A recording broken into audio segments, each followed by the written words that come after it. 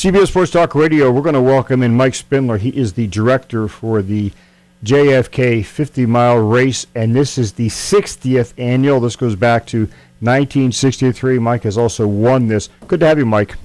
Hey, good to be here, Gordy. Thanks for talking with me. You're very welcome. This gets underway 6:30 in the morning. Yes, 6:30 in the morning, downtown Boonesboro. No better place to be. And why don't you go ahead and give us a brief overlay of the entire situation?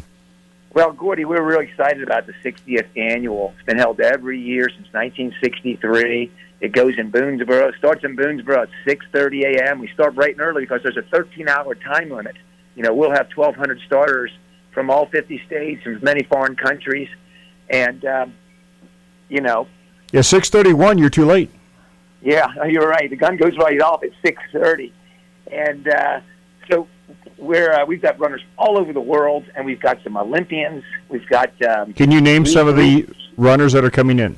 Yes, Reed Coolseth is twice represented Canada in the Olympic Games, and you know he is just probably the most talented athlete we've ever had in the race. He's actually ahead of Steve Prefontaine on the all-time world 5,000-meter list. And Steve Prefontaine is like a household name in the United States when it comes to running. And then on the women's side, you know, we've got Kate Jennings, and she is on the very top of her game. She's represented Ireland in the Olympic Games, and earlier this year she was third in the World 100-kilometer championships. You know, it's just going to be a remarkable field. And as I tell everybody, every one of those 1,200 people on that starting line are just, you know, a very, very rare part of our species. You know, less than 0.1% of the human population has ever finished a 50-mile foot race. So every one of those people is just the rarest of the rare and have amazing stories behind them.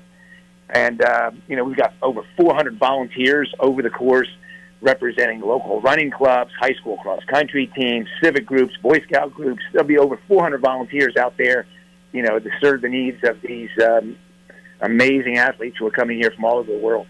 Let's go ahead now. It starts in downtown Boonesboro. Why don't you take us through the course briefly and where it ends up? Well, I got to tell you, Buzz Sawyer, the founder of this event and who directed it from 1963 to 1992, he wanted to lay out a challenging route back 60 years ago, and he did. Gordy, it starts with over 1,000-foot climb from downtown Boonesboro all the way up to what people locally know as the communications tower on the Appalachian Trail that sits up in the mountains up there above Boonesboro. So the first 5.5 miles is all uphill. And then at 2.5 miles, the footing goes from pavement to rocky, rugged Appalachian Trail. And that continues to follow the Appalachian Trail all the way down to Weaverton Cliffs. That's 15.5 miles into the 50-mile event. And at that point, the runners gain access to the Sino Canal towpath, and they run a full marathon, actually slightly more. They run 26.3 miles west on the Sino Canal towpath, which is, you know, actually a tenth of a mile farther than the standard 26.2-mile marathon. Then when they get to 41.8 miles, they go up one of the toughest hills in the course on Dam 4 Road, and then they follow Dam 4 Road to Spielman Road, and they work their way right into Williamsport. The race finishes in front of Springfield Middle School. If people wanted to see some of the best runners in the world come in, they'll be coming in shortly after 5 hours, which will be about 11:30 in the morning. They're at Springfield Middle School. Now, a lot of the roads are closed down around Williamsport, but if you park over at Williamsport High School, it's a short walk over to Springfield Middle School, and there's no charge for, for attendance.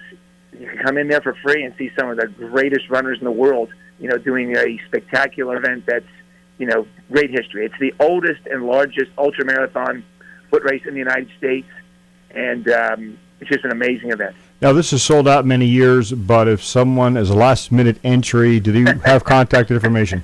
I do, Gordy, but I got to warn the people listening here, this is not your standard, local 5K 3-mile event. This is 50 miles over very, very rugged terrain. But, yes, if they went to our website, jfk50mile.org, and the JFK, the letters, and then the numbers 50mile.org.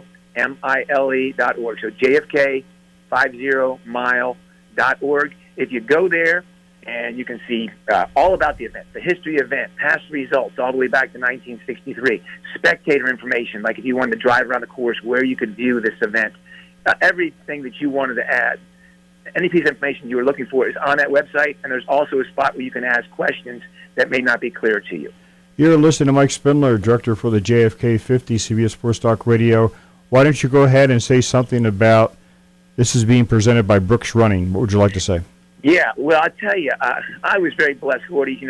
Many, many years ago, 40 years ago, when I was an elite runner, Brooks sponsored me, made it possible for me to get to events like the Boston Marathon and the Mardi Gras Marathon in New Orleans, and helped me with expenses when time was tough. For a lot of these elite athletes, it's tough to train at a world-class level and have shoes on your feet and be able to get the competition. So Brooks helped me out 40 years ago, and they came back to us last year to sponsor the event. And actually, they are a named sponsor. The name of this year's event is the 60th Annual JFK 50 Mile presented by Brooks Running.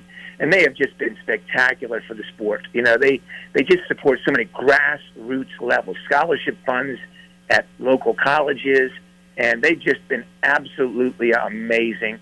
And I believe in their products. I wore their shoes back in my competitive days, and I won a few races in those shoes, and I think they're making magnificent shoes still. So they're just an outstanding support for the sport at every one of the levels, not just world-class, right on down to high school and college programs where they're helping out. What do you anticipate a winning time to be? Well, Gordy, it's going to be a little colder than the typical day. A typical mid-November day here in the Mid-Atlantic is about 30 or 35 degrees at the start at 6:30 a.m., and it reaches about 50 or 55 degrees midday. It's going to be about 10 degrees colder than that this year. And that's going to be not a real detriment to the runner, but not going to be the best, fastest conditions. I still think that Reed Colset, this guy is just absolutely spectacular. He won a silver medal in the World University Games. He's got a major international medal hanging in his trophy case. He's thinking 5 hours and 40 minutes. I'm kind of on the same lines with him. Our course record is 5 hours, 18 minutes, and 40 seconds. I don't think that's going to come under threat this year, but I do think a time in that 5 hour and 40 range is very, very conceivable. And, the smart money right now, even though Reed Colset has never run a 50-mile race, we've had a number of world-class marathoners come here and make that step up from the 26 miles to 50 miles and have great success. And he's done his homework. He came down here earlier this fall on a recon mission, studied the course, trained on the course. So to get back to your question again, I'm looking probably at about 5 hours and 35, 5 hours and 40 minutes for the men. And the women's course record is 6 hours and 12 minutes, and that's by Ellie Greenwood from Scotland, set that record 10 years ago, and there's a reason it stood for 10 years. It is a remarkable mark. But I got to tell you that, Kate Jennings from Ireland's Olympic team, she could scare that mark. But if I was going to handicap the race like you have the over and under in football games, I would say we're probably looking at about 6 hours and 6 hours and 25 minutes for the winning time for the women. Briefly share how the cold weather does affect a runner's conditioning. Well, you don't want it too hot. Too hot is like the runner's body overheats like a race car overheats.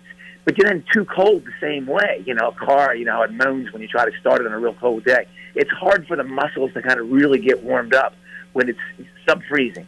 Perfect conditions for endurance athletics is usually 45 to 55 degrees in that range. So we're going to be a little colder than that, although they are predicting it's supposed to get up to about 40 degrees, midday. So, it's not going to slow them down much. It's better to be a little too cold than a little too hot.